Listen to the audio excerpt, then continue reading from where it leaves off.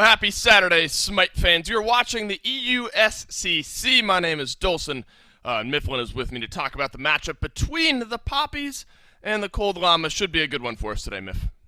Yeah, I'm excited for it. I really think that these two teams are going to prove that, one, the SCC should be looking really strong right now, especially considering these little bit of roster swaps coming into this second phase. And two, I'm really excited to see whether or not the Poppies are able to stand up against Cold Llamas. Be a lot of fun to watch that one shake out. Here's your schedule for the weekend. Poppies versus Snake Pit will be after the SPL later on today. Snake Pit up top at 2-0. Belt Slap trying to keep pace with them. Remember that Belt Slap squad over here in Europe is sort of the team that everyone tries to keep pace with, but Snake Pit doing a good job one-upping them, so we'll have to see if Snake Pit can kind of continue to build space over Belt Slap as the phase goes on. But this is an important one, I think, for the Cold Llamas. Find themselves a win early on here in Phase 2, especially when you look at a lot of the competition we have across the board. As mentioned, you're trying to keep pace now with Snake Pit, keep pace with Belt Slap. How important do you think it is, Miff, to get yourself a win in one of these winnable matchups? I think it is highly important, especially for a team like Cold Llamas. I would say that the Poppies are likely the underdogs coming into this one. So if Cold Llamas drop a set here, they've already started off the split 0-1. It's going to get that much harder to climb back up the rankings and secure yourself a spot in the next LAN. Let's see what picks and bans have in store for us. We've seen a lot of interesting meta shifts over the first couple of weeks, I'd argue. But not a lot of changes, or really any changes, coming into this week, so I assume a lot of the standard will still be prioritized.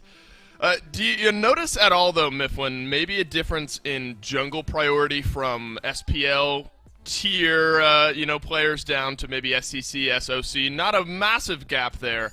But, I feel like we tend to see the Kamazatzes in the jungles, the Bakasuras in the jungle, those types of gods picked up maybe a little bit more often. I have no data to back that up, aside from maybe just a gut feeling. Yeah, I would agree with you there. I also don't have that data, but I do have that exact same gut feeling. Bakasura seems to be a real priority down at the SCC. We also see a lot more Susano here. I think it really has to do with the fact that at this level of play, individual performance means a lot more. In the SPL, it's really about how well is this team going to jive together, how well are they working together. But down here, especially when you're looking at teams like, I don't know, Freshly Forged Blade or even Cold Llamas, you have these standout players that can really put the team on their back. I'm looking at Ice, I'm looking at Maniac. These are guys who are just going to say, pick me whatever I feel like playing today, and I'm going to try and body as hard as I can and potentially win us the match. Well, it's certainly a possibility, but maybe it still would be a possibility on the Bakasura, at least, as we start things off. Oleron off the table, I think, very strong ban there. Obviously, Magical Hunter's in a great spot there, but Sanctified Fields just kind of one tier up if you look at team fighting ultimates. Yamojo left open, so great control in the long lane and in some team fights as well. I think Cold Llamas have picked themselves a good one with the first overall. They have, but they left open gods like Freya, who, with Ring of Hecate, is going to be incredibly potent. The Poppies should likely look to pick it up. I know it's going to be very weak into Yamoja in that long lane, but even in spite of that, come to 20-minute mark, there's just about no one in Smite that can outbox a Freya. It's just such a strong pick, and if you leave it up here, it's very likely that Cold Llamas take it. Now they're just going to have one of the best duo lanes possible. And so there's Freya and Amaterasu left available, which I think is pretty interesting. Remember yesterday, in a couple of our SPL sets, it was the Cthulhu locked in and then immediately answered with the Ama. We talked to Cherio, I think, after that set, and he was saying, yeah, I mean, really, those are the two solo laners right now. We give up one, we take the other. Well, Cthulhu's banned out by the Poppies, but picked up by the Cold Llamas here, so maybe a mismatch as far as the solo lane goes. Still no Freya right now, so Poppies still have a chance to take her away. But the Amaterasu Mifflin, I think, is the big win here for Cold Llamas. It is. I mean, their lanes are incredibly strong. Amaterasu is going to be able to get pressure in the solo lane just about against anybody. Yamoja and Uller together might be one of the highest pressure compositions you can throw into that long lane, and that's going to allow Cold Llamas to take a late-game jungler, maybe something like a Mercury. They could take a late-game mid-laner, someone who's going to be pretty weak in the early. I was thinking of Scylla, but Poppies deny it there. This is blowing my mind, Dave. This is exactly what you were talking about earlier about the difference between prioritization. Freya doesn't even make it through the first ban phase in the SPL, but we can get through 6 picks, and she just goes ignored in the SEC. That's crazy. Are we missing something? Is she? I don't know. She's available, I assume, unless something totally crazy has happened. She hasn't been locked in here. Actually, Cold Llamas, as we've mentioned, have prioritized that high kill pressure lane with the Emoja and the Uller, so at least no surprise there. Maybe the Poppies realizing that, a little extra or a little less pressure maybe for them to pick it. Instead, the Poppies are going to reach for the Freya in their second wave of bans. So at least we finally see her, but a little bit later on than we may have figured. I feel like we've seen Thoth banned out a decent amount here recently, Myth. Why do you think that might be? Long-range artillery damage where you can just hit someone from outside their own returnable damage range. Fantastic objective secure, safety inside the lane. Thoth's kind of this all-rounder god in mid that is just going to play incredibly safe and then still deal immense damage come late game. So it's kind of just a little bit of a... We don't see it too often at this level of play just because he's very hard to execute on, and we don't see it too often in the SPL for that exact same reason. It's got to be someone who wants to dedicate time to really mastering that character, kind of like a Llamas. We really don't see too much Llamas, but Hurrywin decided to put 10,000 hours into it, so we see it occasionally. I think what we saw, Thoth, it was Baskin filling in for Ghost, I think, during the midseason tournament. If I'm remembering correctly, it was the last time we saw Thoth at that level, so, you know, few and far between, I think, but still prioritized here by the Poppies in the ban phase. Kronos and Robin, so no Freya. The Cold Llamas, I guess that kind of caters maybe Mifflin to the mindset that the Cold Llamas obviously realized that they would be comfortable taking something like this Kronos, so they didn't overextend, grab the Freya, you know, ban something else out instead, you know, shift up that priority a little bit. Strong, though. You know, between an Uller and a Kronos, which one would you maybe rather pair with that Yemoja in the long lane? I think I'm tossing Kronos into the long lane just because it's the safest lane to farm up, especially compared to the alternative, which is mid, which is just a 3v3 from the 6-minute point onward. Uller's going to get a lot of pressure in mid. Hold up. All right, I'm not casting with aggro right here, Dave. Let's take a little break. I think Kronos should go into the long lane just for that farm potential. Toss Uller into mid. He should be able to get pressure there against Scylla, 100%. You might even have that 1v1 kill potential, and then you can snowball the game from there. Win out the 3v3, control the center of the map, control the pace of the game. We watched SOC yesterday, and there was a decent bit of Kronos getting played, actually to relative success, I'd argue, and that's even maybe an understatement. It was Coast, I believe, that kind of tore things up on Kronos yesterday. All right, Cold Llamas versus the Poppies. One of these teams looking to grab their first win, the other looking to stay undefeated. Are they able to do so? We'll have to wait and find out by the end of this set. Genetics and Streak Up will be paired together, of course, in the long lane. Will be Kronos and Yemoja up against Draco Marino and Warchi on the Xingqian and Rom, respectively. So you look at kind of kill pressure in that lane, Mifflin. Does that start to tilt its way towards the Cold Llamas? Maybe if nothing else, because you got that Yemoja and then some actually okay lockdown in the Kronos as well. There is potential for an early kill. I think Kronos has this kind of bell curve where if he hits level 2 before the enemy, he's got a very good shot at getting a kill. But if he makes it to level 3, level 4, level 5 at even, it really starts to tinker off a little bit until he gets some of that itemization online. I'm looking at Ring of Hecate, potentially a Demonic Grip. We've been seeing Kronos go for that Toxic Blade. It's going to take a long time for him to hit those power spikes. And I would say that Kronos might be the slowest magical ADC in terms of power spike. Cold Llamas are going to look to play into that bell curve, maybe a little bit, lock down the purple buff, and hopefully get Streak up to a comfortable level where maybe they can engage. I mean, you need a little bit of extra time, I guess, to kind of reach that kill threshold on the Xingqian. You have the root, a little bit of damage. But it's really that Whirlwind of Rage and Steel where you're going to be exerting a lot of presence here in this lane. I think one thing we did, I think, do a good job of talking about a little bit in picks and bans was the banning of Cthulhu, but the still availability, I guess, of the Amaterasu. Maniac going to be piloting that one here for the Cold Llamas. Are you worried about a presence mismatch, I suppose, in some of these team fights with Amaterasu and the outstanding team fights we've seen her have versus a Cerberus, which has largely been in that support role? It is a concern, but I don't know how much of that is just because I've seen Nika playing Amaterasu, looking just absolutely phenomenal on it. But as they rotate out, both of these gods should be able to do similar things. Cerberus rotates out, burns some beads, is able to jump on the back line, but it's fighting mid. I stand corrected. Draco Marino rotates over to the mid lane. Marcus is there as well, and down goes Fails for first blood. A little bit of 2v2 trading just leaves Fails a little bit lower than maybe he expected, and the well-timed rotation from that Xingqian will strike first for the Poppies.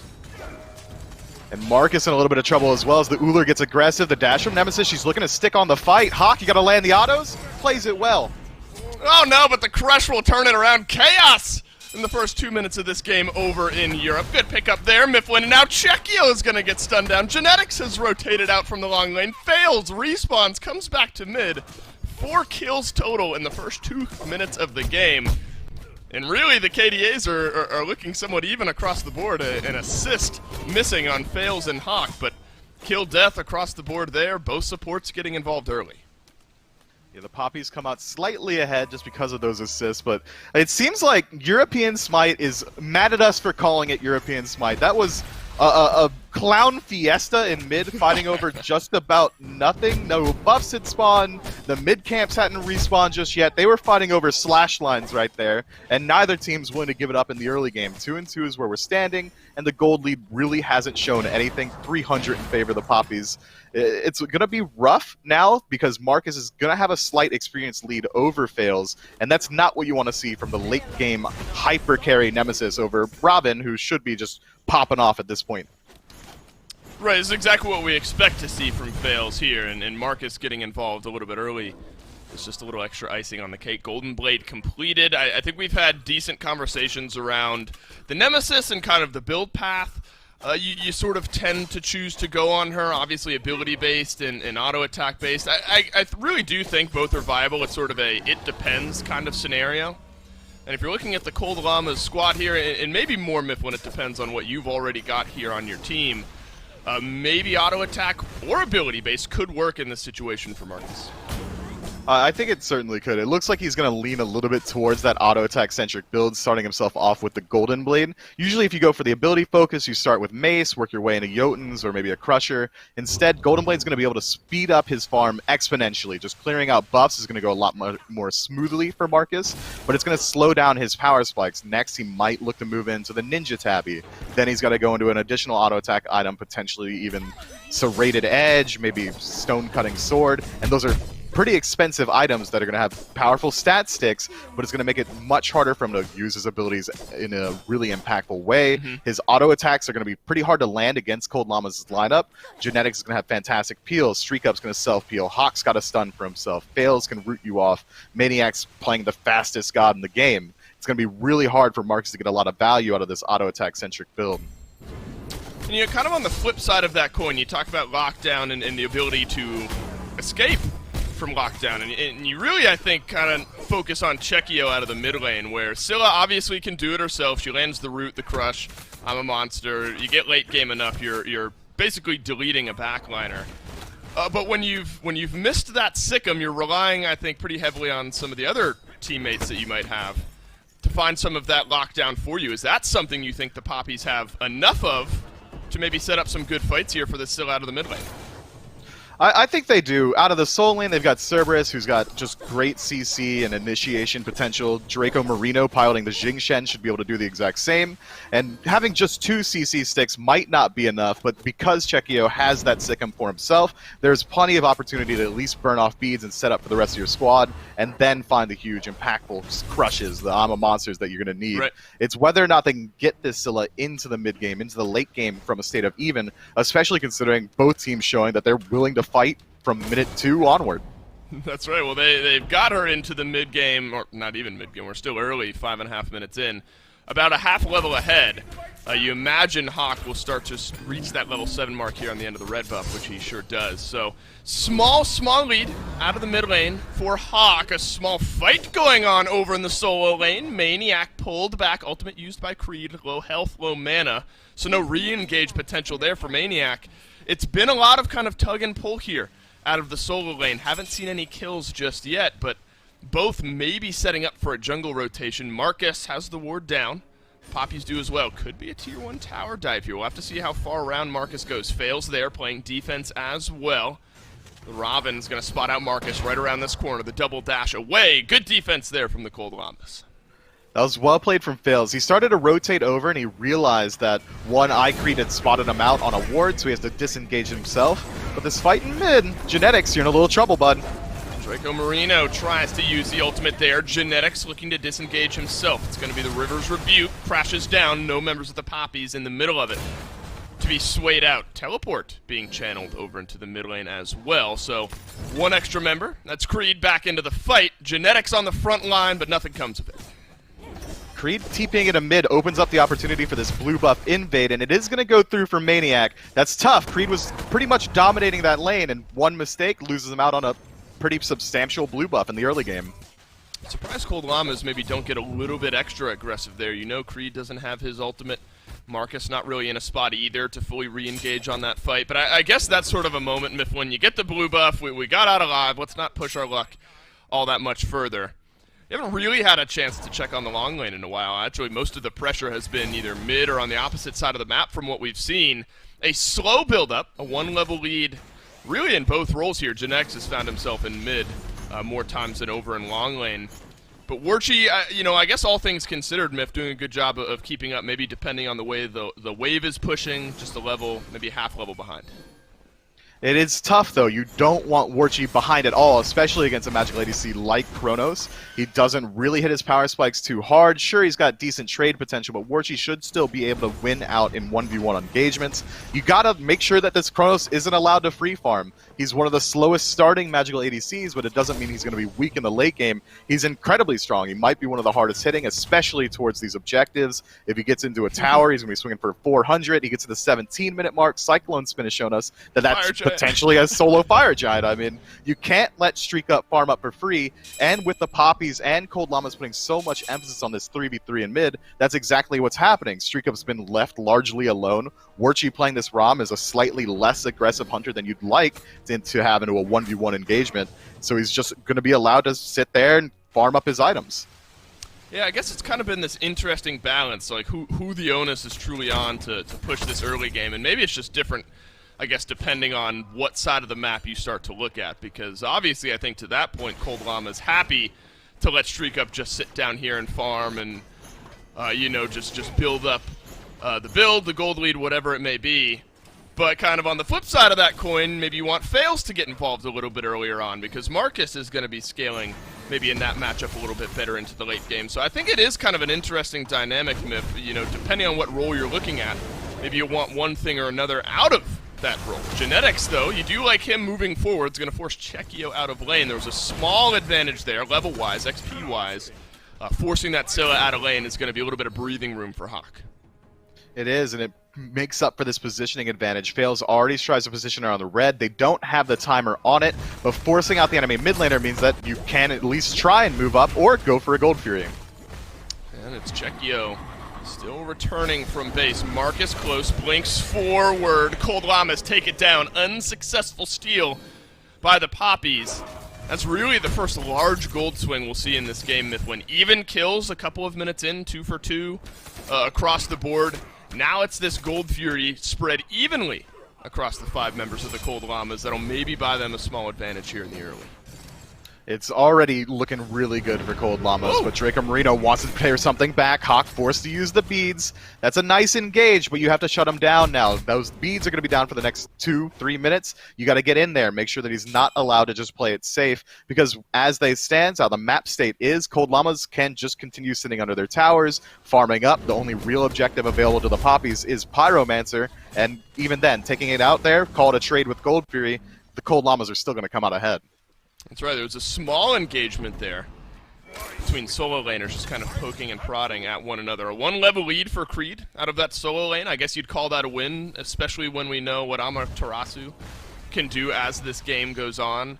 Looks like a runic shield first overall here for Maniac. No surprise there. I think it's been interesting to follow Myth. Usually it is the Thorn's kind of second active overall.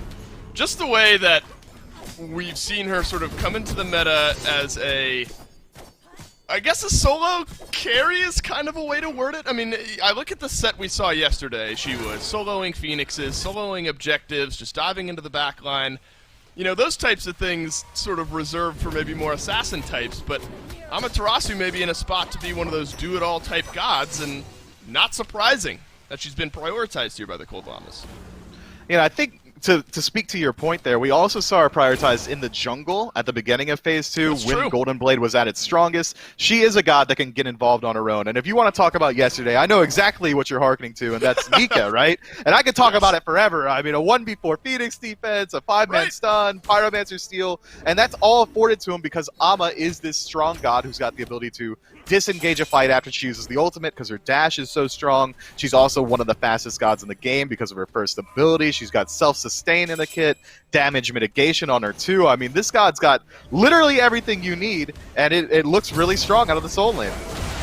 I like what we've seen out of the Llama, and Marcus is going to want to get involved. Both solo laners 0-0-0 up to this point in the game. Granted, it's 12 minutes in, so haven't seen a large viability of options to move forward, but both sort of opting for more of this, you know, push deep into the jungle, maybe steal away some Harpies, potentially proxy a wave out. You wonder if over the next few minutes is finally when we start to see the solo laners get a little bit more involved. And I think that's exactly what they're automizing towards. We see the Void Stone starting to get picked up by iCreed. It's going to be a Sledge coming out for Maniac. These are bruisery items that get a lot of value in the early game. So once either of those two finish their items, I imagine we're going to see a shift into the mid lane, fight in the 3v3 or soon to be a 4v4 with the advent of the Soul Laners, and then position themselves around this Gold Fury that's going to be respawning in about a minute and a half. Miff, I can't help but feel like we got baited a little bit. I mean, two minutes into the game, we got 4 kills, we're on a rocket pace, and then over the next 11 minutes, we've really slowed things down, and you know, it's calculated. It's not necessarily, you know, good or bad. It's the kind of calculated, take these risk versus reward based approaches to some of these team fights. But with the way the game started, I was for sure we were on our way to a high kill game, but not to be. Just yet, has allowed a little bit of extra time for some of the carries to come online, both for Cold Llamas and the Poppies, as we've worded. Marcus still leaning in to that auto-attack-based build a little bit extra, has the Toxic Blade, so that'll be great for mitigating Maniac, you know, genetics, a lot of the healing that's going to be done across the board. Needs to have it now in the mid lane as Chekio being jumped on, has to use the I'm a Monster to get away from the fight. Hawk nearly finds the execute on the back line, axe no good onto Draco Marino. Poking and prodding continues. No kills just yet, though Marcus is being collapsed on. Dashes through the stun. Ultimate down. Hawk up and over. There's the axe. Down goes Marcus. Cold Llamas have found themselves a kill and a great disengage ultimate from Genetics.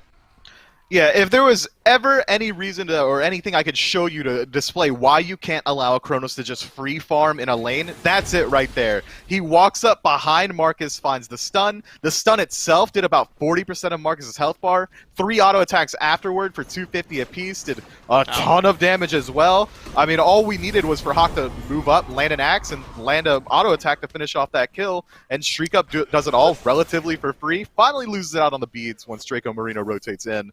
But even then, man, you got to continue putting pressure onto this lane, and that might be the first time in the last 12 minutes that anyone's even tried to stop Streak Up. I wonder if Warchi knows just who is here. He does know Genetics is here. I'm not sure he knew Fails was around the corner. I liked that small moment, though. It really was, like, a good zoom in on the power of Streak Up and really this Kronos and where it's at. Draco Marino walks forward. Warchi is there. Cold Llamas hadn't rotated over just in that moment, and Streak Up goes in on the engagement, realizing that he could probably melt down Warchi before he gets finished off. It is now the Primal Fury. Springs from the earth being looked at here. Cold Llamas have the ward coverage over it thanks to the Oracles. Poppies, though, the ones starting this one up. Poppies unsuccessful on their first steal away. Streak Up melted down by Creed and Chekio in the backline. A perfect start to this fight by the Poppies. Astral arrows striking down. Fails will pull back 1 onto Chekio as well. 1-for-1 trade, but Maniac has joined the fight. Down goes Hawk as well. 2 for 2. All of a sudden, as Genetics ultimate will sweep back through the rest of this fight. The dash away from Marcus may be enough. Creed still doing some good damage on the backline here as Maniac has found his way over onto Warchi, who wants to disengage, though, here. It's a 3v3. It looks like the Poppy's a little bit less healthy, so they'll make their way into the back of the jungle. Maniac's definitely looking for blood, feeling healthy, nearly full mana, has a healer in his back pocket. If he's able to find a TKO here, could open up a Gold Fury. Well, Marcus is TKO'd now in this moment. Warchi doing some good damage here. Maniac just sort of shrugging it off. Has the sledge now and a little extra physical prots on the back end of things. Has to dash away. Riptide actually pulls Creed right back into the engagement. Here's the power of Cerberus. I'll do some damage, run you down, pop 2 with my ultimate. Maniac will be able to dash away here, though. Stun, no good. Onto the Amaterasu, pulling back that extra 1 Mifflin that might open up the Fury. It absolutely should. Maniac forced back to base there, and all of that happens because Maniac completely shifts his focus towards auto-attack fighting Warchi in a 1v1. I mean, that's the hunter, Maniac, and you did go a bruiser build, but it's not going to work out. You don't quite have the Void Shield finished yet. He should have disengaged after he realized he wasn't winning the DPS race, and he wouldn't have had to worry about this Gold Fury right now. And the Poppies will finally lock down the Fury for themselves. Primal over to them. Cold Llamas got the gold a little bit earlier on. Now it is a 700 gold lead for the Poppies. You get the feeling, Mifflin, that this game just sort of hangs on this knife edge. I guess it's that calculated play style that we sort of talk about over here in the EU scene of SMITE. Both of these teams kind of tug and pull. All of the engagements we've seen have been even. The 2-for-2 trade in mid, and then a 3-for-3 trade down the stretch there. Big differentiator are the objectives on the back end of it.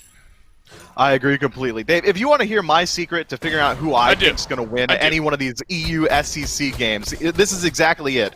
I don't consider anything a lead until the Fire Giant dies, because we've already seen it. They can win out a small engagement in the early game, 2 minutes, pick up 2 kills, immediately gets returned by the enemy team. They can pick up a Gold Fury around the 8-minute mark, immediately gets returned by the other team. The only thing that should and can absolutely blow open a game is Fire Giant, that huge buff, and it's going to allow you to take out all these towers. Then you're going to really start to see Gold and Experience differentiate themselves. And in European SMITE in particular, with this slow pace in the early to mid game, I think that's really is what they're all aiming for. You think Cold Llamas or the Poppies didn't come into this game thinking, how are we going to win? Let's get Fire Giant. That's their whole strategy. And I think it's a good one, especially if you're drafting for it, and both teams have.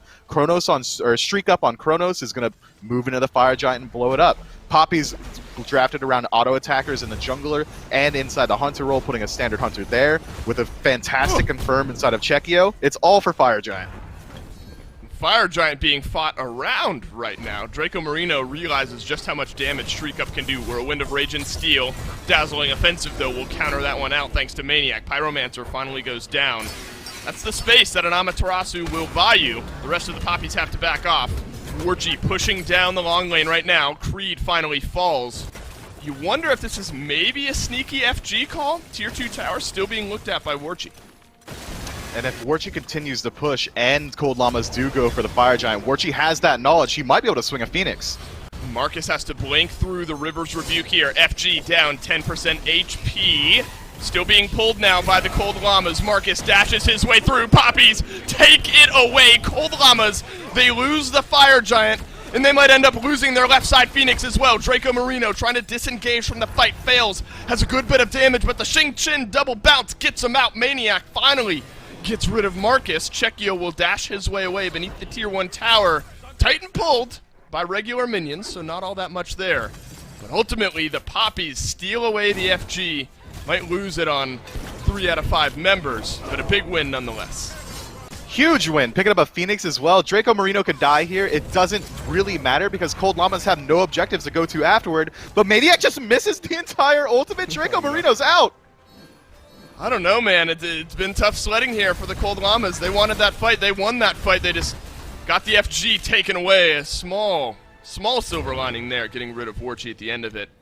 And I guess more importantly than all, it's Draco Marino, the only one left alive, with the Fire Giant buff now for the Poppies. But left side Phoenix going to be left respawning for the next few minutes here if you're the Cold Llamas. I feel like that's something we've started to see a little bit more, and maybe it's just recency bias.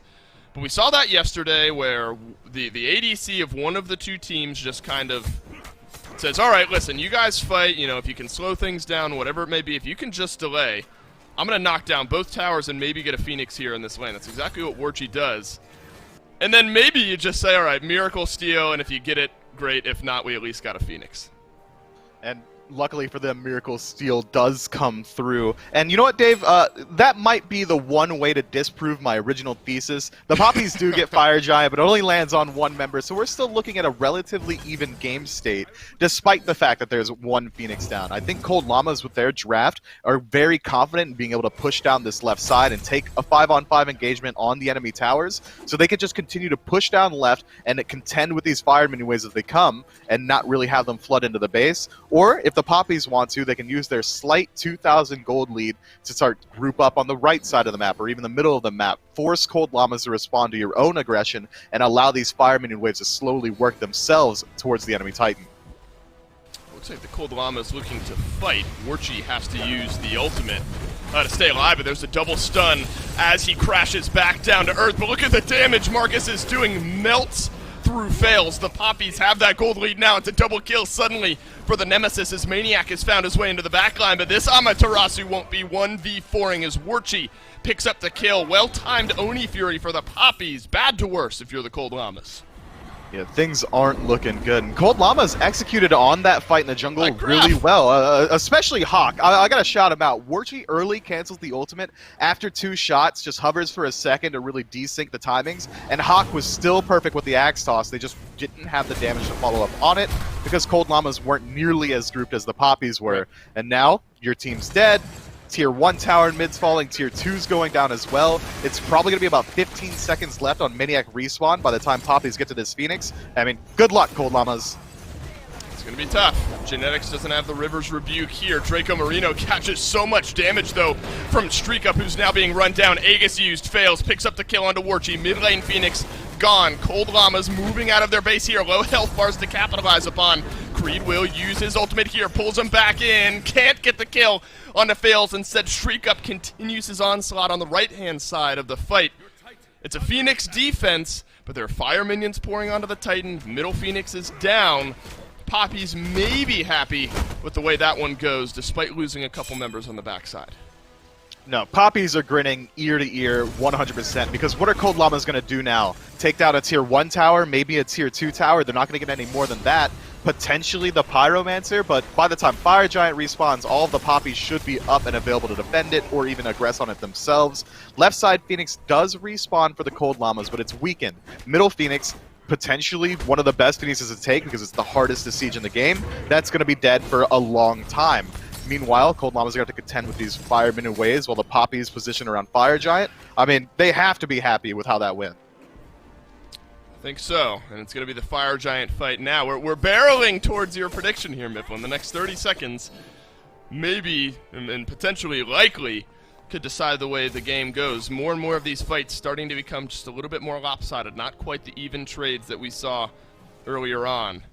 You look towards Cold Llamas in a lot of their engagement and what they've been looking to do. No surprise, but you know, it's really been, I think, the ultimates from Genetics that have kind of started things off, and then Maniac hoping and searching for some type of ultimate in the backline. Have you seen enough value out of this Amaterasu? I know it's interesting questioning it. We might have to return to that after this fight. You'll probably have some more data to answer my question. Pulled back in are a few, but Genetics, where did you go? Warchi evaporates him.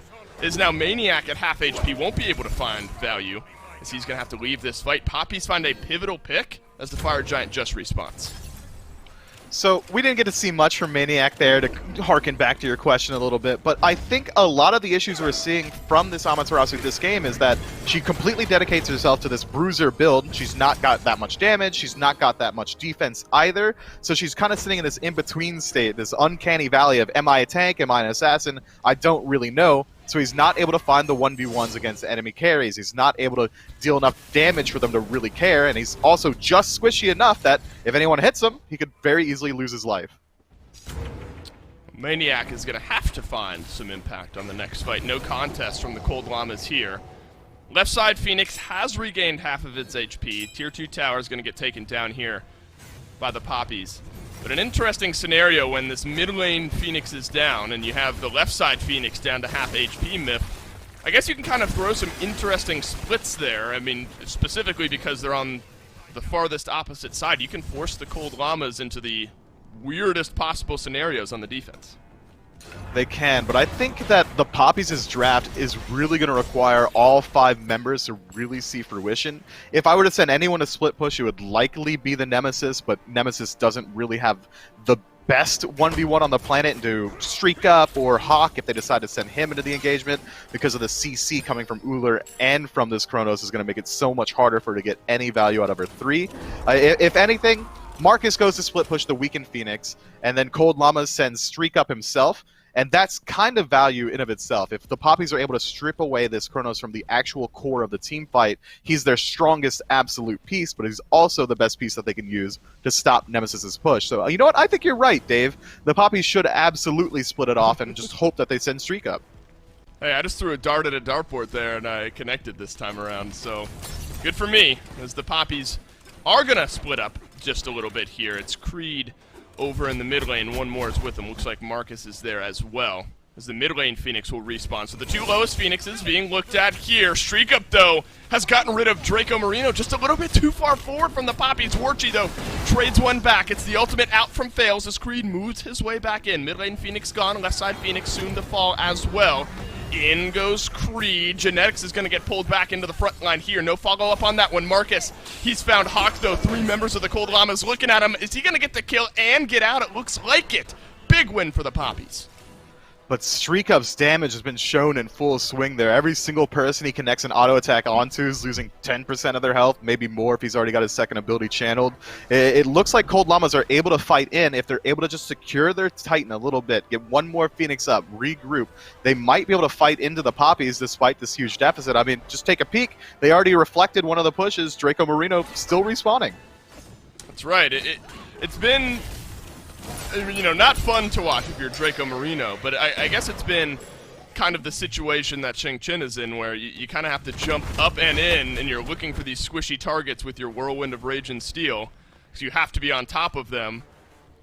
But I guess really now Mifflin is starting to come full circle. It's sort of that self-peel conversation we had earlier on with the Chronos. Draco Marino just keeps eating these stuns if his ultimate's not up. And by the time he's out of it, Streak Up has already effectively gotten rid of most of his health bar. So it's kind of a weird scenario, I think, for Draco Marino to be in. Yeah, it's certainly tough, and it's got to come down to they need to make a concentrated effort. It can't just be Draco Marino going in. It can't just be Marcus going in. We need to see Draco Marino, Marcus, and iCreed all diving on a Streak Up at the exact same time. And even then, 30 minutes into this game, they've allowed this Chronos to free farm the entirety of the time. His ultimate's maintained, his beads and Aegis are still up. I mean, it's an uphill battle to fight into, but he's certainly the issue for the Poppies. There you go, Creed and Draco Marino somewhat together here, but look what happens to Creed. He gets locked down and now taken down by Genetics. It's the Whirlwind of Rage and Steel that won't really find any value at all. The Poppies once again pushed back, this time from the right-hand Phoenix. Fire minion waves pouring down the mid and left lane, so somebody from the Cold Llamas is going to have to deal with it.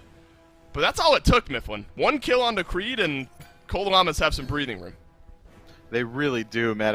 Look, I gotta put an asterisk on what I said they need to do earlier. Let's send all 5 members of the Poppies now. All 5 of them need to get on to Streak Up because his damage output is nuts. I mean, still, that's 2 team fights on their own base where he's been able to just get involved really easily, find a ton of damage, and he's only ever had to use his beads once now in the last 4 minutes.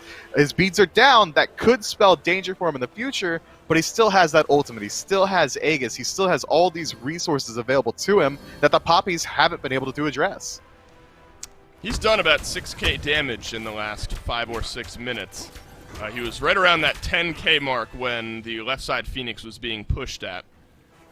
So Streak Up has absolutely skyrocketed his damage numbers here. Looks like one more Fire Giant fight will be on board for us. 30 minutes into the game, this will be the enhanced variety.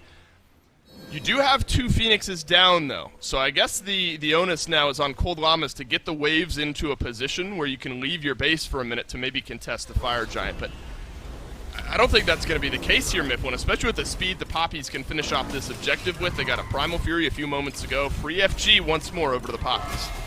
Yeah, Cold Llamas just kind of missed their window a little bit, and you can't really blame them. If they move up that far, they're likely going to lose their lives. They have to really buckle down at their own base and take fights there. If now that the EFG has come through, they can't even let the Poppies touch the Phoenix. They can't let them get in, especially considering Warchi's got this fantastic attack speed steroid. They've got an auto attacker instead of Marcus as well. Chekio is going to be one-shotting Phoenixes. I mean, you can't let anyone inside, which means the Cold Llamas are going to take the fight a little bit further forward. Well, here we go again. Mid lane Phoenix back and respawn. Right side Phoenix being looked at. Creed and Marcus grouped together. The other 3 from the Poppies on the opposite side. We've seen this story before, just on the opposite side of the map. Worked out for the Poppies last time. How about this time? Draco Marino Whirlwind of Rage and Steel, countered out by Dazzling Offensive. Big team fight ultimate now missing. Genetics uses the River's Rebuke here as Fails will look to make his way into the backline onto Chekio, who pops the I'm a Monster here. Down it goes onto Fails. See you later, Cold Llama's jungler. This is maybe the opening that the Poppies needed. Slow down the fight, pull them into you, find yourself a pick. Titan being looked at here. Genetics eats the big ultimate. Cold Llamas have to move out of base. Streak Up is down. Maybe the last line of defense for Cold Llamas. Bye-bye to Hawk as well. Maniac won't be able to help the Poppies finally break the base, and they'll take game number 1. Clean engagement from the Poppies, splitting up the entirety of Cold Llamas. Cold Llamas should have committed all 5 members to one defense. They couldn't split themselves up, especially considering it was enhanced Fire Giant barreling down on their base. They have to look to take the fight outside their Phoenixes. They weren't able to do that either. Streak Up gets left largely alone in that last team fight, immediately falls to a crush. And who knew it was that easy to kill a Kronos? One crush took about 70% of his health.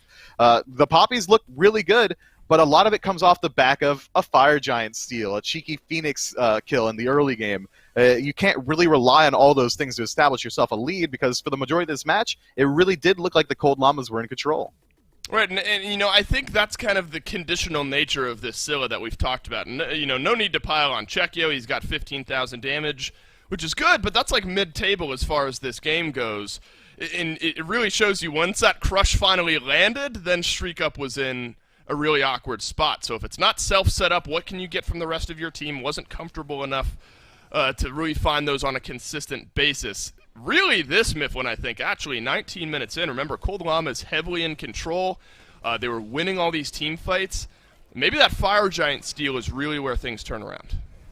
It really was, because it wasn't just the Fire Giant that got stolen. They also took away the duo side Phoenix at the exact same time. Normally, right, when you make plays like that, where you're going to look towards a separate objective, you take a trade-off. Well, I got the Phoenix, but they got Fire. Well, I got the Fire, but they got Phoenix. Well, the Poppies got both, and immediately the entire face of the game changes. They're able to clear out all the Tier 2 towers, establish an even further gold lead, go to Gold Fury after that. The Phoenix still hasn't respawned. I mean, Cold Llama's just one slight misplay around that Fire Giant objective. Had one person decided to zone out the enemy team, it might have gone a lot different. I am curious, though. I mean, we talked a lot about how, man, if the Poppies could just get on Streak Up, you know, this game would be over by now. And maybe it's just the nature of effectively all of the Cold Llama's base being dead for the last, 10, 15 minutes of that game. We didn't really ever see that much pushback. It was just base defense constantly hoping that Streak Up was able to stay alive. And unfortunately, their base was just too dead, I think, Mifflin, to really turn things around. Interesting pick ban priority, I think, after game number 1. Notably, Freya fell to the second wave of bans. Cthulhu taken away. Amaterasu let through, though. Ama did end up losing that game, so certainly not unbeatable. The answer, apparently, is Cerberus here, Mifflin. Cerberus or Yamoja getting banned out. Right. I think I really like this switch up. Persephone getting banned out. Did we switch to an SPL set here? The bans are looking a lot more standard than they were in the last game. And I imagine we're not going to see Kronos come through again. Maybe now that both teams realize that neither one of them are prioritizing Freya, they might just leave it up completely. It's so hard to predict with these SEC teams. Well, from what we've seen, the Merlin doesn't necessarily jump out at me because we saw it in the bans for game number 1. So not all that surprising to see him here in game number 2. I think Morgan has started to see a little bit of Ryzen play, a lot of it in the SPL as well. A couple games, I think, in the SOC yesterday, if I'm remembering correctly. So she's now started to maybe return to this meta. Horus taken away. So interesting there from the Poppies. Now a weird spot for the Cold Llamas. And, I guess I do agree with that ban, because you've got Cthulhu online, Amaterasu still there as well, Freya and Oleron both on the table. Mifflin, lots of power picks here. Cold Llama's going to be able to snag a couple in the second wave of picks.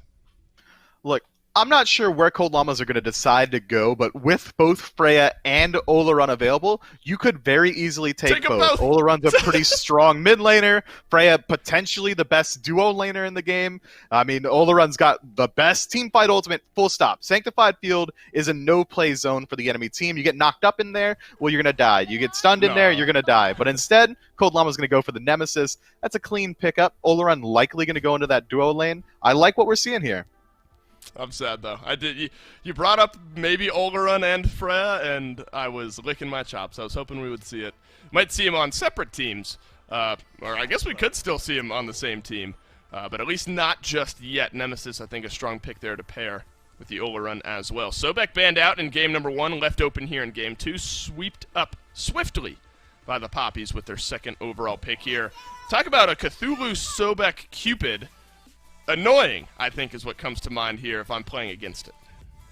Look, Sobek Cupid together is the OG kill lane of SMITE, alright? Back in 2011, when Ra walked on his feet, and Artemis was the only other hunter in the game, and Cupid was a magical god, you would lock in these two together because of how well they synergize.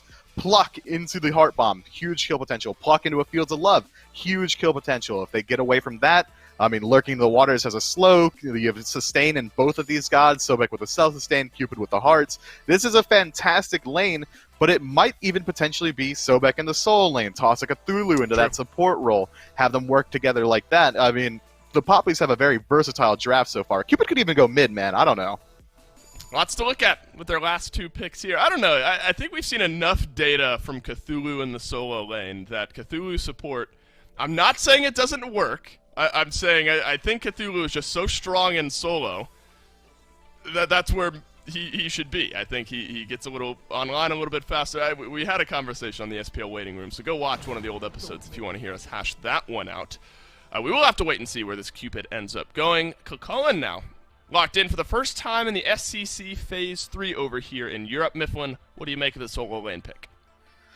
Cullen is so one-trick, and I think that's why we don't really see him too often. When he's in that base form, sure, he's got a little bit of anti-heal. He's got some movement speed and nice CC on that ultimate, but it really only gets strong once he transforms, and even then you've got a root, a pushback, a slight tremble on your ultimate. I think Cullen is relatively weak compared to what else is available. I mean, when you're comparing him to gods like Cthulhu, right, like Amaterasu, these just completely dominant picks, Cullen just falls a little bit short. There's still no answer, I guess, to Cupid, whether he's mid or long lane. And the only reason I say that is because we saw Jingwei mid yesterday in the SPL, so not ready to cash those chips in just yet. Uller once more here in the set. Cold Llamas picking him up this time around. So Khepri Uller up against, actually, what could be Cthulhu Cupid, Cthulhu Jingwei, Sobek Cupid, Sobek Jingwei. Lots of variety, I think, here from the Poppies. But you look at all 5, does one team excite you maybe a little bit more than the other? Well, you'll never hear me not excited to see Ao Kwang get played, but even that, I think Cold Llamas might have the slight edge in the draft just because they have Oleron and a Khepri, alright? Oleron's going to be just dealing a ton of damage come late game with a fantastic ultimate, and even if you are able to close the distance to Hawk, Genetics with the Scarab's Blessing is going to make it where you have to do it to him twice. Alright, now we can finally shake down the drafts here for the Poppies. Creed, of course, on Cthulhu in the solo lane, and it will be Sobek Jingwei over in the long lane. So the OG kill lane, not to be here, Mifflin. Still some kill pressure. Always will be when you've got that Sobek pluck. But I think you really got to be careful as well with what the Cold Llamas are bringing. Khepri sneaky, on the pluck backs of his own, and Streak up there with some good axe follow-up as well. Could be some kills in the long lane. Yeah, I'm really surprised to see that it was Oleron slotted into that middle role. Had they reprised the Uller in mid, they would have got a lot more pressure in the center of the map. Oh, right. Oleron would have a much easier time just farming up in that long lane. But instead, it seems like they want to bring kill pressure into duo and make sure that Streak Up isn't able to have as good a team, or rather, Warchi isn't able to have as good of a game. That's what the old hand flip signal you gave me there in picks and bans was. I immediately assumed it was going to be Uller in the long lane, kind of forgetting that an Oleron was picked up first overall there. But luckily, the Cold Llamas bail me out, and it will be Hawk out of the mid lane with that Sanctified Fields. I think now, we've now seen, I guess, 2 back-to-back games with, the priority pick in the solo lane, whether it's Amaterasu or Cthulhu, matched up against maybe that next tier down of solo laner here. So once again, Maniac was on the Amaterasu in game 1. Now he's over on that Cullen. It's time to prove that a Cullen can bring as much pressure in a team fight, I can't believe I'm about to say this, as a Cthulhu. You know what? I don't think that's his goal. He's got to look to win the lane itself, because once Cthulhu comes in, and you already covered it with that slight trepidation, he's going to go into the ultimate. He's going to do 16 knockups, heal his entire team, deal immense damage over walls. I mean, Cthulhu brings everything you could possibly want from a Guardian into a team fight once he gets into that ultimate. And then even when he's outside of it, he's got some of the best space control in the game.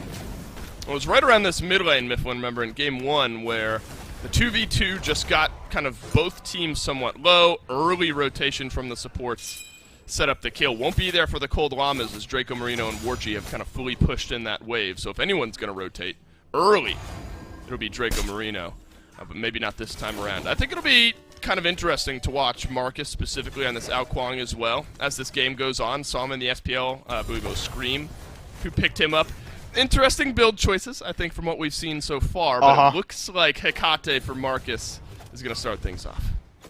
Yeah, I'm a huge fan of this build on the Ao Kuang. Glad to see someone's deciding to actually build the nutty items that are making magical auto attackers good. For those who didn't catch it, Scream did decide to go for, was it Dynasty Plate Helm, straight into Telkine's Ring, into a Toxic Blade, into Demonic Grip, if I'm remembering right, which is just crazy to me, but Scream knows something that I don't.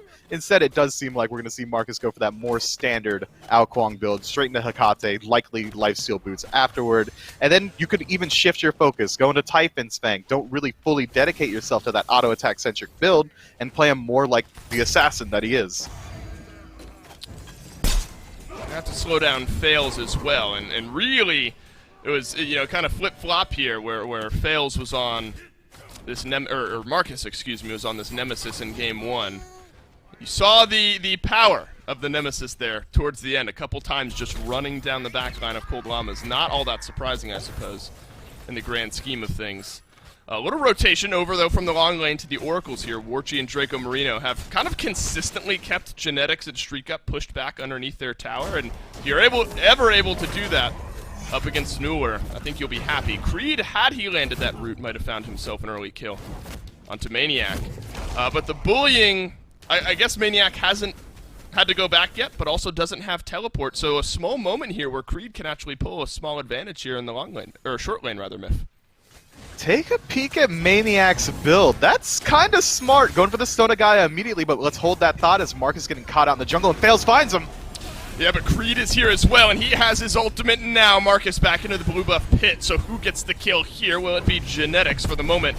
It might have to be. Give the kill over to the support. Can Creed pick up the kill? Oh, the ultimate up for Genetics right at the right time, and back goes Fails.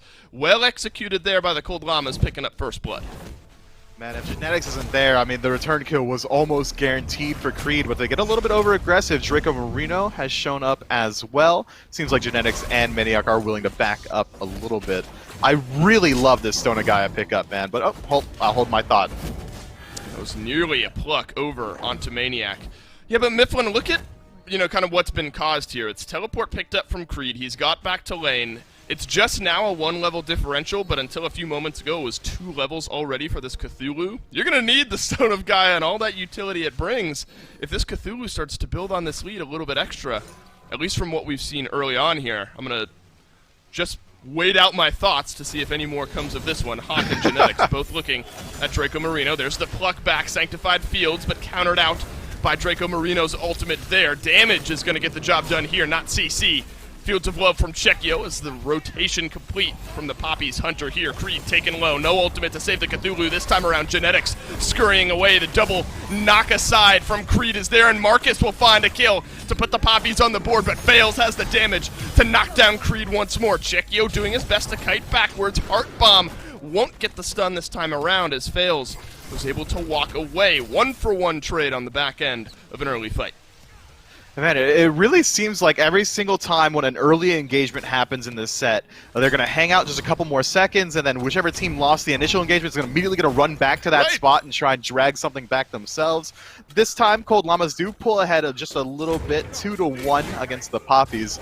And Genetics has beads there, gets forced out by Draco Marino, which opens them up for Marcus to find the ultimate. Surprising that Genetics is deciding to go towards the beads, especially considering he's playing a support. He should be looking towards maybe a Shell or a Heavenly, but it really is just the threat of that execute from Alkwang that I think forced him into it, especially considering that Scarab's Blessing, yeah, that doesn't work against Alkwang execute.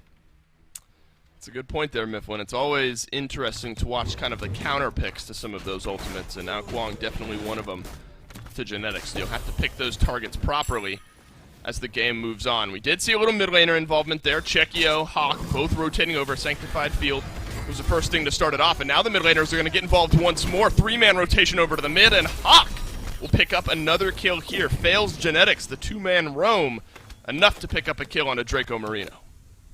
Yeah, Cold Llamas are really setting the pace a lot faster than they were last game, but we might get debated again, Dave. It kind of looked like this last time, but it already seems like they're playing a lot more aggressive, like they're looking to find pressure everywhere on the map, and I think that's afforded to them by the unorthodox picks right now. We see a Cupid in the mid. He's not really going to get that much pressure.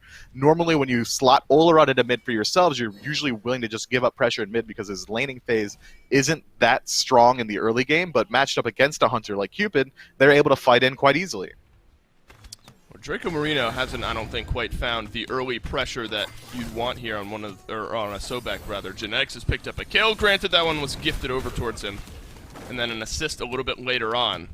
Goose eggs in the K and A column so far for Draco Marino. Hovering around this mid lane, maybe looking for a pluck, might be able to find one.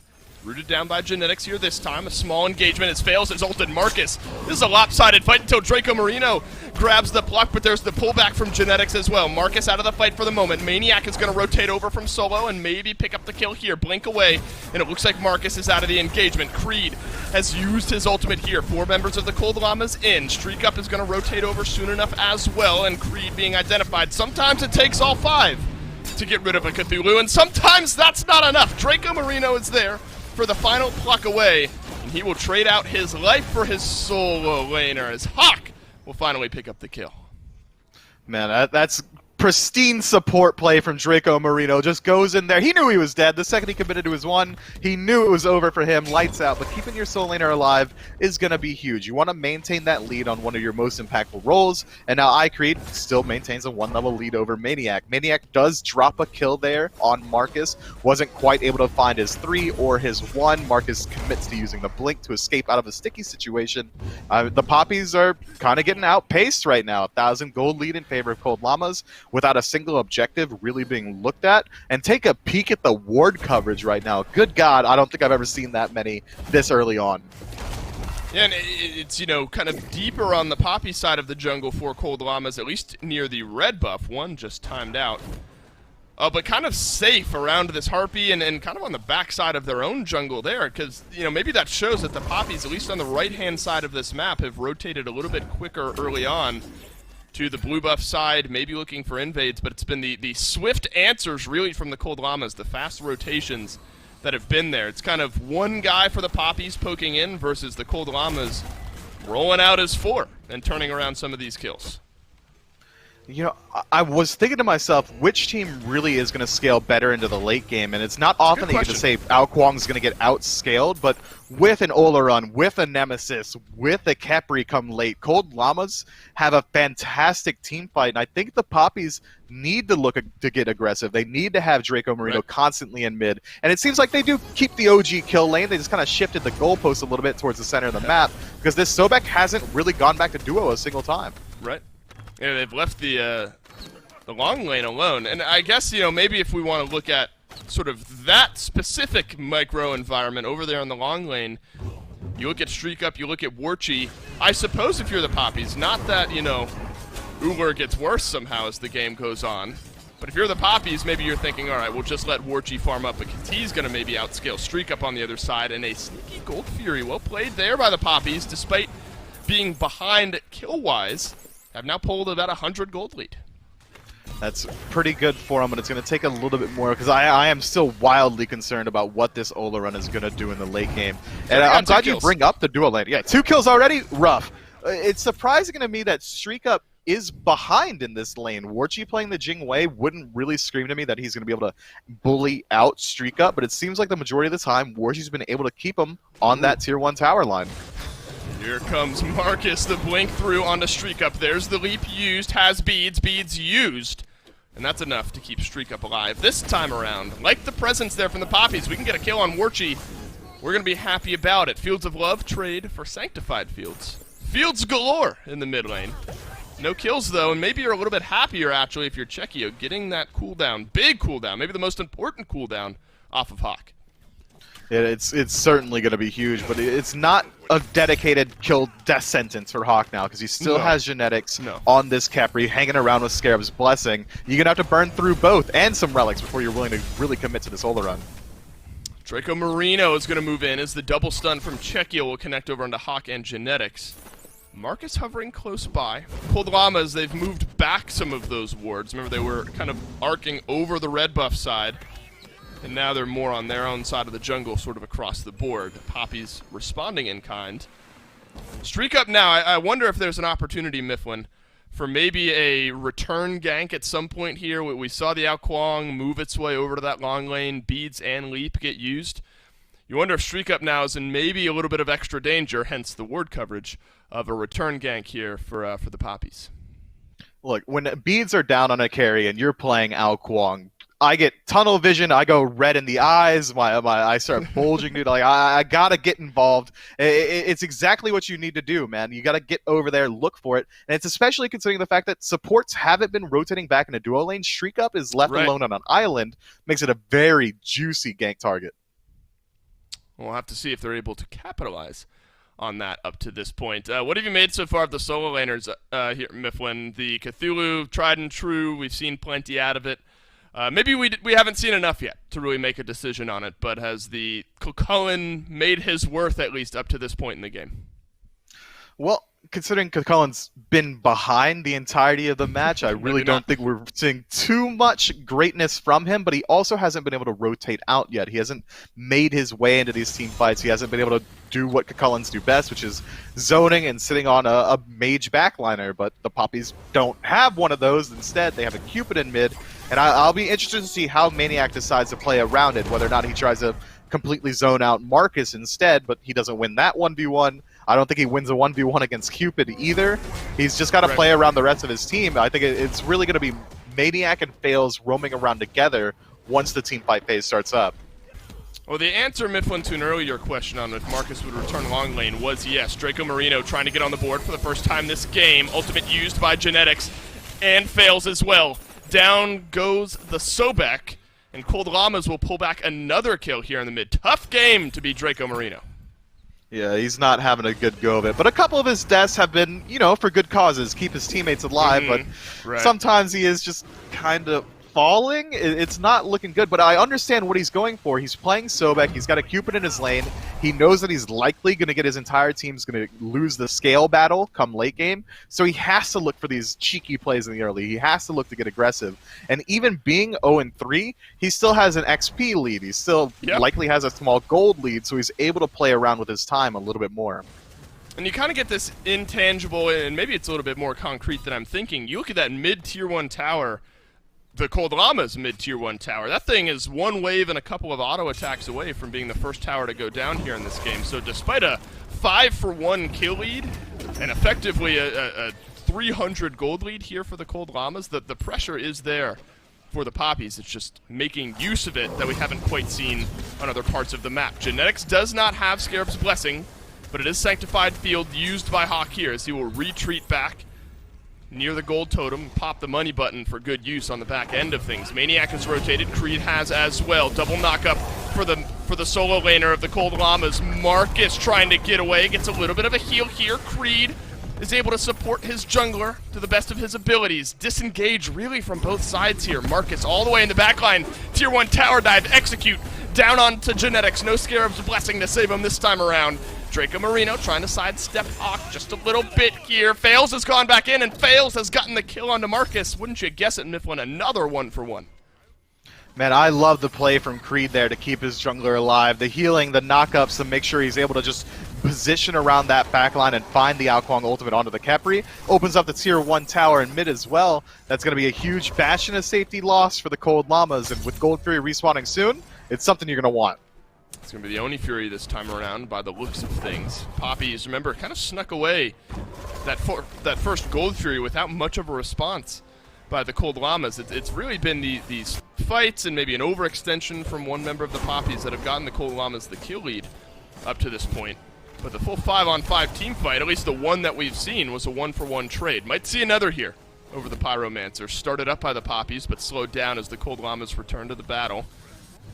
Only active that's down for the carries on Cold Llamas is Streak Up. No beads for the rest of this fight. Shell for Checkio out of the mid lane. Maybe worth touching on here in a moment. Maybe now we've got a chance. No fight to boil over just yet. Yeah, I mean, Shell's been a pretty standard pickup for a while now on these carries. It's going to be able to help you out with these auto-attack-centric gods coming out of the enemy team.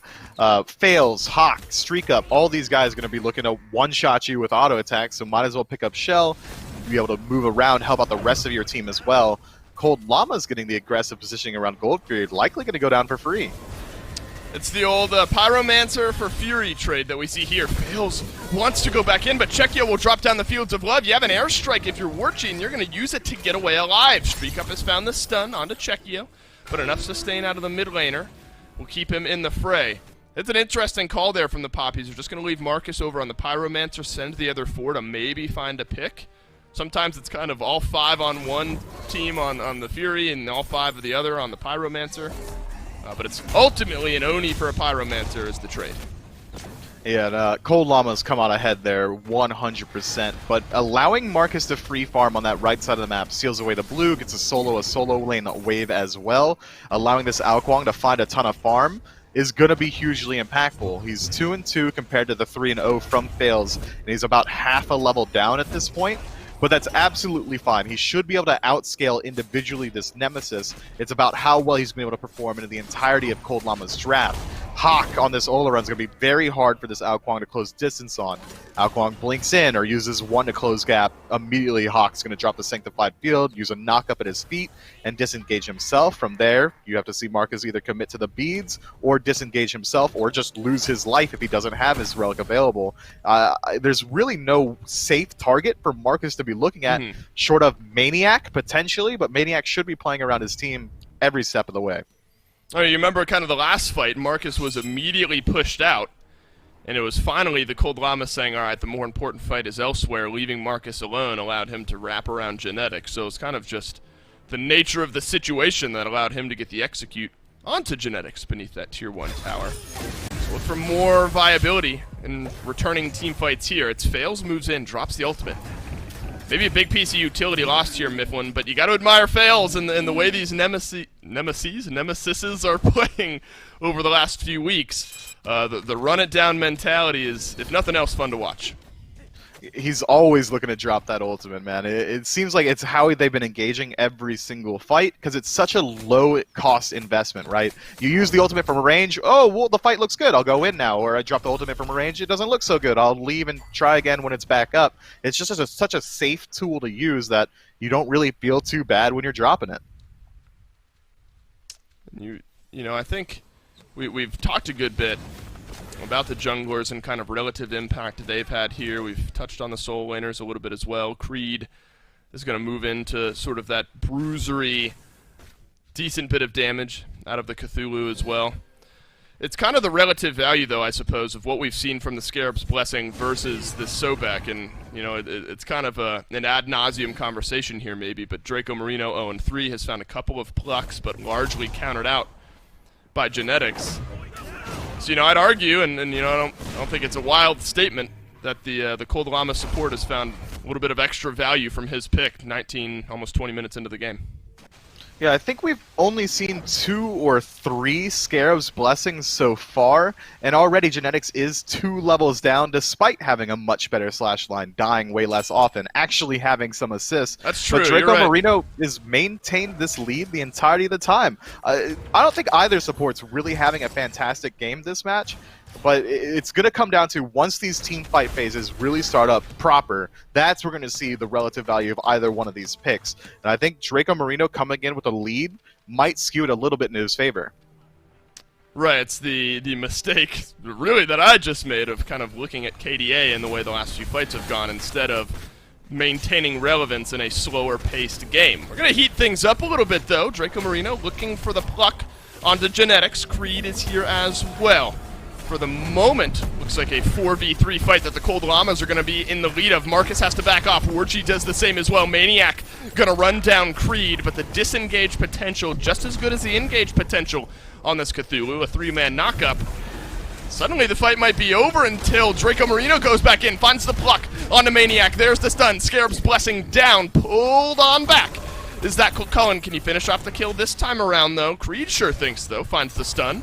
Not enough damage just yet, though. Marcus still hovering back around the side. Pluck no good this time from Draco Marino. Somehow, Mifflin, is everyone going to survive? It really seems like it. It's a misplay from the Poppies. Marcus tries to use his ultimate onto Maniac once the Scarab's Blessing comes through, but someone else's damage finishes him off, but doesn't matter. Maniac's going to fall to Chekio. Well played, and that's going to open him up for the next 50 seconds. Fire Giant might be under a little bit of duress, especially considering Marcus going the auto-attack-centric Ao build means he's going to absolutely shred this thing. I mean, I am frustrated there if I'm the Poppies. Obviously some small mistakes, but everyone from the Cold Llamas somehow survived, now except for Maniac. Fire Giant is started up. Draco Marino starting to hit those plucks a little bit more consistently here. Onto fails this time. No ultimate for the Nemesis. The double dash away. Beads now used to avoid the root from Creed. Beneath the tier 2 tower, the Poppies will go. They found Genetics, who's going to dash away. Fields of Love, as you point out, from Czechia will get used. Maybe job done, though, Mifflin, for the Cold Llamas. They've delayed this FG. They have, but they lost out on so many of their tools. Beads are down, but Czechia falls as well.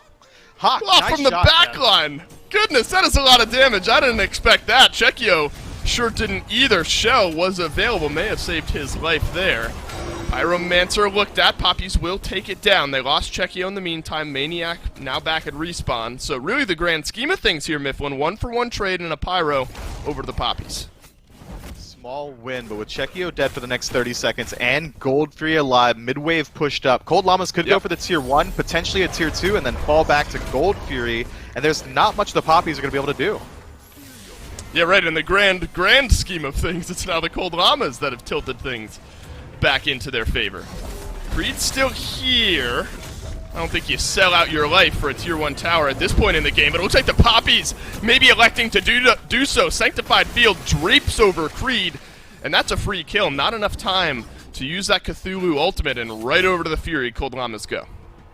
Man, I would have really liked to see Cold Llamas continue to use their pressure there. Picking up Creed that early on in the engagement would have made it a lot easier for them to move into the tier 2, but maybe they're concerned about the pressure this Ao brings now that a lot of their beads are down, so they back up, take the more disciplined play, get gold free uncontested, return to base, spend up that gold, potentially move over to the Fire Giant, take aggressive positioning, and if the Poppies do what they did in that last fight, which is move up to an objective with a disadvantage, maybe Cold Llamas just are able to win it outright, just cleanly on this Fire Giant, and then completely change the face of this match. We'll save 700, now even less. 300 gold across the board. We are dead even here. 2 levels in the short lane is going to be the big difference maker. XP at 4,500 is really where things swing. A lot of that over in the solo lane, a couple levels in support as well. Hawk has got 1 over Chekio. So both of these teams, Mifflin, maybe a little bit more confident, but now we've started to see a few of those plucks connecting from Draco Marino. Still the 1 assist, but a lot of the opening fights that we've seen have been the Sobek starting things off, Creed there, just to follow up on the engagement. Kind of counter to that point, though, I think Hawk has found some good Sanctified Fields here recently. Yeah, it's almost the exact same on the other end. Genetics finds his first real impactful abduct, immediately gets followed up by the Sanctified Field, and we already saw that even though Creed is playing Cthulhu, even though he's going a more tanky build, it doesn't matter when Olaron's allowed to free cast on you with just no interruptions. I mean, the damage output speaks for itself. Creed fell before he was even able to channel the ultimate. So both teams now have fantastic engage tools. I think it really comes down to who's going to find it first. Is it going to be Draco Marino finding a pluck in the back line, or is it going to be Genetics pulling in someone else to set up for Hawk? Yeah, both teams sort of frustrating, I think, for the other to play into. On one end, you got to fight into or out of a Sanctified Field. On the other one, you got to fight into or out of a Cthulhu. I don't know, though. I still cast my vote. I'm more annoyed fighting into a Cthulhu, a Sobek, a Cupid, and a Jingwei that's just going to disengage. That's hard to say, though, Mifflin. I don't know. Sanctified Field brings so much value. I think the Poppies might be slightly more annoying, though, for my money. Look, I'm so glad that you chose the Poppies, because I was going to play Devil's Advocate either way, but genuinely, I really feel this way. Cold Llama's draft is so insanely annoying, man. You got a Khepri, Sanctified right? Field, Nemesis, and it really is that Khepri. It just leaves such a bad taste in your mouth when you work so hard to find these kills, and then Scarab's Blessing comes through. They're at 50% health in their own backline in a cradle of safety next to their support. I mean, it's so absolutely frustrating, but I think you're right in saying that both teams just have these tools that feel so bad to play against. And it seems like both teams do know it. They're playing incredibly hesitant around this objective. Draco Marino, 3 levels up, standing in front of Genetics. He's going to try to take advantage of it. Won't connect on the block, but now you can see Warchi has reached that point where the crits will ring true and will whittle away the health bar of the Khepri as he has to back himself off. So the Fire Giant dance will begin here. Enhanced 4 really minutes away. So the Poppies playing a little bit more aggressively, moving forward. Every active available outside of the teleport for Creed. All ultimates online as well. All things considered, Mifflin, even strength fight here. We've scaled to 26 minutes into the game. Almost everyone at level 20. Builds nearing the same point. Is there one team that you think has a little bit of extra strength here where we stand? I gotta give it to Cold Llamas, man. Even if we see the pluck land from Draco Marino in that last fight, Genetics is likely going to live long enough to Scarab's Blessing himself. The entirety of the Poppies going to group up, find themselves in a Sanctified Field. Draco Marino committed to using his ultimate early on after a missed pluck. There we go. There's maybe a big swing here as the Cold Llamas will respond by pushing into the Poppy side of the jungle now. Draco Marino, 80% HP. Has the bubble as well. Height of the Nemean line. We'll start building up some stacks here for him to shrug off some of that damage. Bubble popped, dashed away now. Genetics has to use his dash in kind. It's the poking and prodding. Neither team are going to make the full-on hard engagement. They're just going to wait for somebody to overstep. Maybe now is the time. Creed walks his way in. Genetics goes golden, prevents himself from being locked down, but Hawk has found the rampage as Fails gets rid of Marcus as well. Brilliant fight for the Cold Llamas. Creed left alone. 25% HP in the ultimate. Just going to try to sustain, disengage the rest of this fight. Losing fight through and through here for the Poppies. Cold Llamas, half HP. Draco Marino. Warchi still healthy enough to maybe move back in. Blink actually from the Sobek. Maniac just gonna salmon pop his way away. Draco Marino, he's now paid with his life. Cold Llamas find 3. And they're going to go right over to the FG. Creed TP's in, but I'm not sure what the plan is, bud. That's going to be a 1v5 situation. Seems like he thinks better of it. And I think it even came through in your voice there, the frustration of that boiling point on that dancer on the Fire Giant. Just get in there. And it seemed like Cold Llama said, okay, let's do it. Immediately, Genetics finds the beads burn on 3 targets just off of his third ability. The Abduct is good. Hawk finds a fantastic Sanctified Field, and then Fails acts as his solo agent in the side of the fight, chases out Marcus almost completely on his own. It was just a well-executed fight from the Cold Llamas to get, again, for the first time in the last 10 minutes, an actual lead established. Now 4,000 gold, and it's going to continue to grow. There's so many towers left for them to work through that I really think the Poppies have any ability to defend on these tier 2s. It's really going to come down to a Phoenix defense, or at least just a soft defense of the tier 2. I don't want to see them commit themselves, because at this point, this late into the game, with everyone approaching max build anyway, most people approaching level 20 anyway, a little bit of extra gold on the tail end of it isn't going to change the face of this match too much. Well, that's the last half, really, of Game 1. There were plenty of Fire Giants looked at and taken down by the Poppies, and finally the base gets cracked. Remember, it was a lot of can we get on streak up, and finally they were able to. Now the Cold Llamas in a similar position. 30 minutes into the game, 4 out of 6 towers still available. So, you know, the Cold Llamas, I think, to your point, have plenty of gold still to build up, though almost everyone has reached that full build point. I think it's kind of a weird scenario, Mifflin, where we've gotten ourselves nearly 30 minutes in. Everyone is at that full build point. I mean, these towers are going to be kind of the final straw as far as selling boots and picking up some of those extra consumables. Yeah, elixir of speed, maybe even elixir of power with all the gold that's about to swing. But with Marcus showing himself on that right side of the map, it seems like Cold Llamas are going to immediately go for the Phoenix instead of working their way through the towers. It's a risky play. You're leaving a little bit of gold on the table, and if this push does get stopped, it's likely that they're going to have to return to a state of neutral for the next Fire Giant. I would like to see them just clear out those easy objectives first, then group up, because they've got a lot of time to work with. But instead, it seems like the Cold Llamas are sick of this match. It's been 30 minutes of meandering around, and they want to cut to the chase and group up on this Phoenix. Oh, all 5 of them have the Fire Giant buff, and once again, every active in the game available outside of Creed's teleport. So a full-strength fight awaits us. Cold Llama's a little bit stronger with the Fire Giant buff. Genetics takes a good bit of damage on his way in. Maniac pops the Thorns, pops the Ultimates, but it's a Fields of Love responded in kind with a Sanctified Fields from Hawk. Shriek Up's found the first kill over onto Creed. The Poppies limping away from this fight with a 4v5 for the next minute or so. Root down from Genetics. No wave to fully push in on the Phoenix, who's providing a 5th man temporarily for the Poppies. In goes Maniac once more, but peeled out by Marcus. The crits ringing through from Warchi and fails now. Has to turn tail. Streak Up, the most recent to catch too much damage. He has to leave. The Cold Llamas are going to maybe move their way in here. Finally, the Phoenix gets taken down, and the Poppies will stay alive with 4.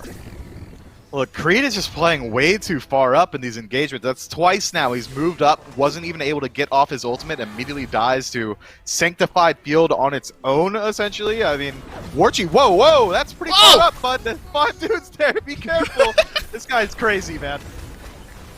Well, he needs to be, a little bit more involved. 0-0-0. 30 minutes into the game. Granted, only 3 kills on the board. Has to use the beads here. Pluck connected. Yeah, he flew into that. He chose that positioning, and Genetics will burn the beads, and Fails will burn the health bar. Creed back from respawn.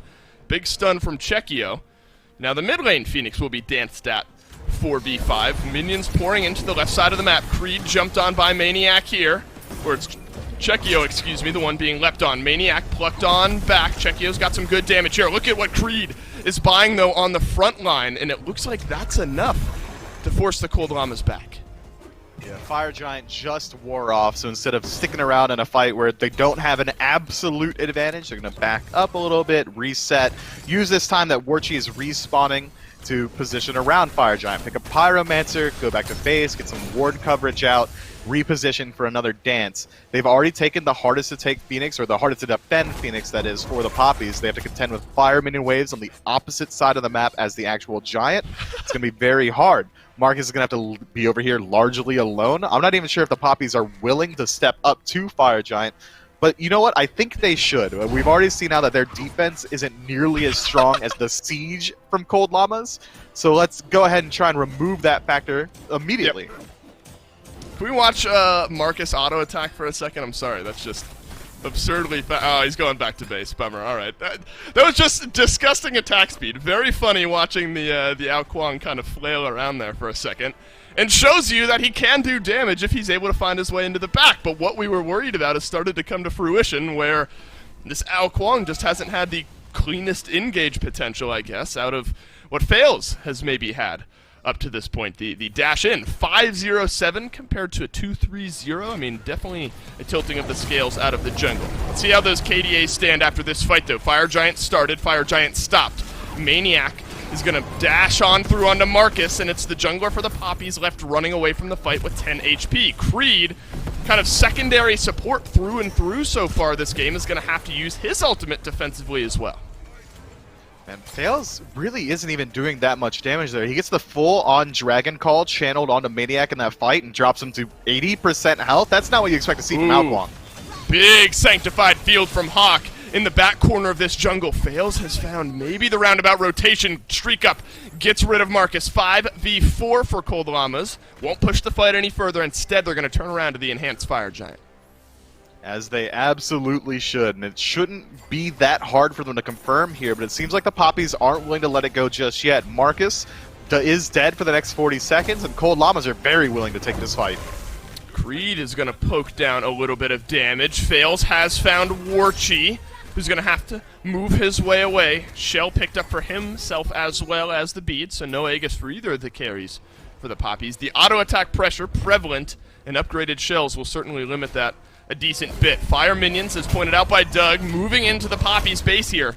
75% HP left on the only objective that really matters, as the Cold Llamas continue to move their way around this Fire Giant. Might be a miracle steal scenario here for the Poppies to keep themselves into the game. Fails, drops down the ultimate, unable to execute Chekio for the time being. Creed pops his own ultimate as a return and gets the kill over onto Fails. Enhanced Fire Giant taken by the Cold Llamas, but it's a full disengage from the red side to get back to base.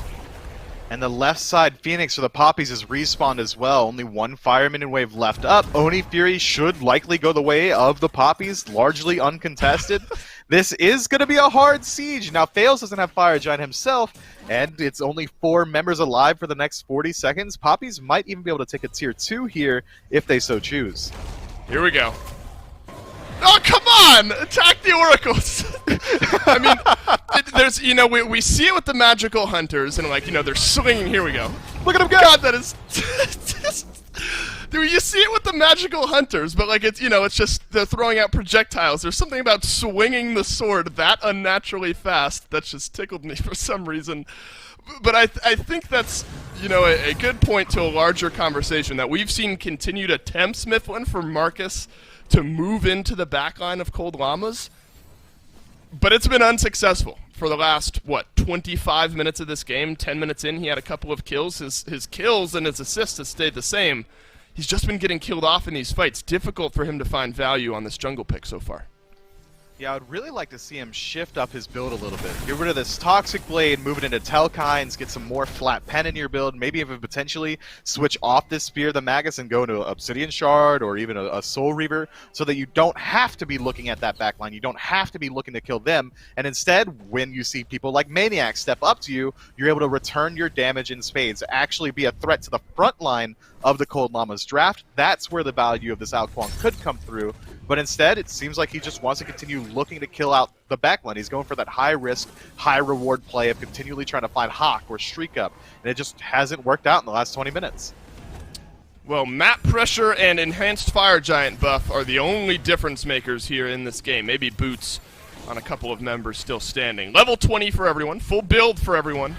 Again, just the objectives that tilt things for the Cold Llamas. Creed, maybe not the guy you want to pluck back in. Genetics isn't going to receive all that much follow-up from the rest of his team, as Cthulhu will make his way back to base maybe once more, trade in some of those items for one final build. Chekio finds good fields of love here. Silence onto a few members, has to use his own beads. It was great setup, but nobody was there to knock down the damage. Remember, Creed had to go back to base just a moment ago. Look at what Warchi's doing, melting down the health bars of the Cold Llamas here. Nearly gets taken out with the fadeaway from Hawk, and the slow burn on the Phoenix defense continues. That was a nice defense from Chekio, almost completely alone versus 3 to keep that Phoenix alive, especially considering how much poke Cold Llamas draft has. Hawk and Streak Up just striking from a distance. They're doing a good job maintaining the base so far. Sanctified Fields from Hawk used. Airstrike up and over. That's a Scarab's Blessing now onto Hawk, who's left the fight anyway. Left side Phoenix gets taken down. Shell used this time around from Draco Marino. Marcus is going to blink away from this fight. Awkward spot, I think, at best here for the Poppies. Marcus is going to be able to respawn, or recall, rather, and get himself back to base. Left side Phoenix goes down. But take a peek at that right side Phoenix. Almost lost its life to an Oni minion wave on the side of Cold Llamas. Luckily for them, right, it doesn't go down this time, but it must be concerning for them. Now the Poppies have only 2 Phoenixes left. They have to group up in this 5v5, and there's just about no ultimates available on the side of Cold Llamas. This might be a decent engage. Chekio just got his bag. Could be a moment for the Poppies to go in. Do have to be careful. No beads, no shell for Chekio. No beads for Warchi. Or it's both actives for Hawk. He's the prime target if the Poppies are able to find him. In goes Maniac. Pluck back onto the Genetics. No Scarab's Blessing, and he'll have to dash away from the fight. Shriek Up has found massive damage over onto Warchi. That one brought to you by Hawk. And down goes the carry for the Poppies. Chekio is going to heal himself up just a little bit. Marcus peeling back as well, as Maniac, rather, has found the pressure onto the front line. And the middle Phoenix once more will go down. Marcus did 200 damage in that engagement. 2 auto attacks on 2 Genetics is all that landed through there. Let's go! This Ao Kuang pick isn't getting value. He's got 2k more damage than his support and 1,000 more damage than the Capri. This Ao Kuang, man, it ain't looking good. Yeah, he gets ulted and has to leave again. Fails will take him down. Now it's a fight around the Titan Creed. uses his ultimate here. Last-ditch effort. Chekio gets the kill over on the streak up with the Titan. Way too low. Maybe it's the quadra kill. You gotta be kidding me. Genetics trying to take down the Titan. A pentakill to save the game, and the Poppies stay alive. Are they able to even end here? They've got so much time to work with. Chekio, you absolute monster. He doesn't need a jungler. All he needs is his bow and his buddy Sobek to win the game for his team. But there's still so much left that they have to work through. And that left side Phoenix, having been left down on the side of the Poppies, they have to contend with that Oni minion wave. I don't know, man. I don't think they can do much here. They're going to push themselves in. Look at this. It's Draco Marino and Chekio rotating around the right-hand side. They're just going to walk into the Cold Llamas base, and the Cold Llamas are left wondering in the gray screen if Draco Marino and Chekio have enough damage. 20 seconds on fails. Hawk will be shortly behind. Creed is here as well. They're going to walk their way in. Titan has to get tanked up by Draco Marino this time around. Fields of Love drops down. 10 seconds left on the timer. Half HP on the Titan. Cold Llamas are not going to have enough time to defend. It is the pentakill from Chekio to turn the game around.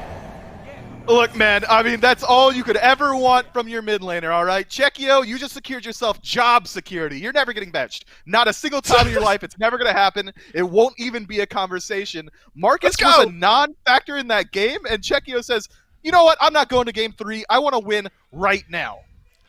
I don't know what that Titan HP was at. I mean, that had to be triple digits. I mean, it was a sliver of HP nearly taken down by the Cold Llamas.